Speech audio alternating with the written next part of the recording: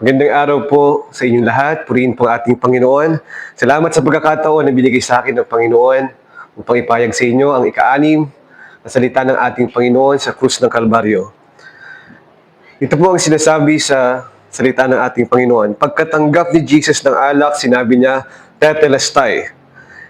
Iniyuko niya ang kanyang ulo at nalagot ang kanyang hininga. So ika-6 na salita ng Panginoon sa krus ay ang salitang Tetelestai. Ano po ba ang ibig sabihin o kahulugan ng salitang ito? Ang salitang ito ay galing sa salitang Griego or Greek word na ang ibig sabihin ay naganap na, natapos na o nakompleto na. Sa salitang Ingles ay it is finished. Ano kayang ibig sabihin ng Panginoong Hesus sa mga katagang ito? Ano ang naganap na, natapos at nakompleto na? Meron pong dalawang ibig sabihin ang katagang ng Panginoong Hesukristo sa salitang itong Tetelestai. Una po ay yung God's plan of salvation is completed. Ang pangalawa po ay ang mission niya ay natapos na, mission accomplished. Doon po tayo sa una. So number 1 po, ang ibig sabihin ng salitang ito ay God's plan of salvation is finished or completed.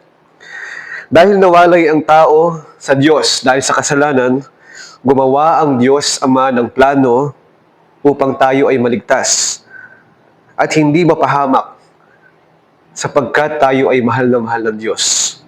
Gaya ng sinasaad sa John 3:16, For God so loved the world that He gave His only begotten Son, that whoever believes in Him will not be perished, but have an everlasting life. Mahal na mahal tayo ng ating Diyos. Ang planong ito ay ang pagkakatawang tao ni Jesus, no? Siya po ay sinilang ng isang birhen, namuhay na banal at walang sala, at upang ating sundan at tularan.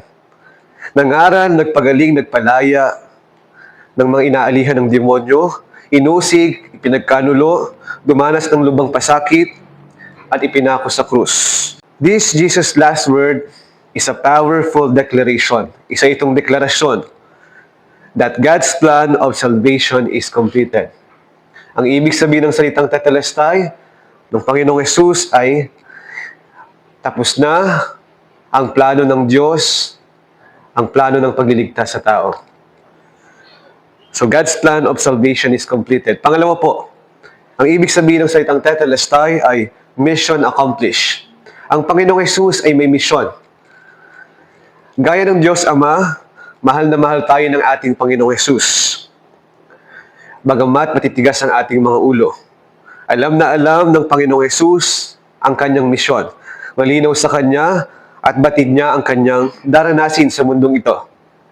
Sa kabila ng pagkakaunawa sa kanyang daranasin at sasapitin, hindi siya nagdalawang isip na tapusin ang kanyang misyon.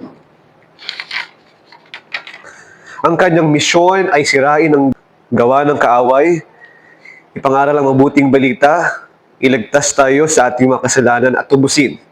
Ito ay sa pamamagitan ng pagbibigay ng kanyang buhay sa krus ng Kalbaryo. Kahit taglay niya ang kalikasan ng Diyos, hindi niya ipinagpilitang manatiling kapantay ng Diyos. Sa halip, kusa niyang binitawan ang pagiging kapantay ng Diyos at namuhay ng isang alipin. Ipinanganak siya bilang tao at nang siya'y maging tao, nagpakumbaba siya at naging masunurin hanggang kamatayan. Maging ito man ay kamatay sa krus. Natapos ni Jesus ang kanyang misyon, kaya nasambit niya ang salitang ito. Tetelestai, naganap na. Natapos na, it is finished. So ito po ang ika-6 na salita ng ating Panginoon, Jesus. Tetelestai, ang ibig sabihin po ay natapos na. Sa salita Ingles ay it is finished. Maraming salamat po. Purihin po ang ating Panginoon.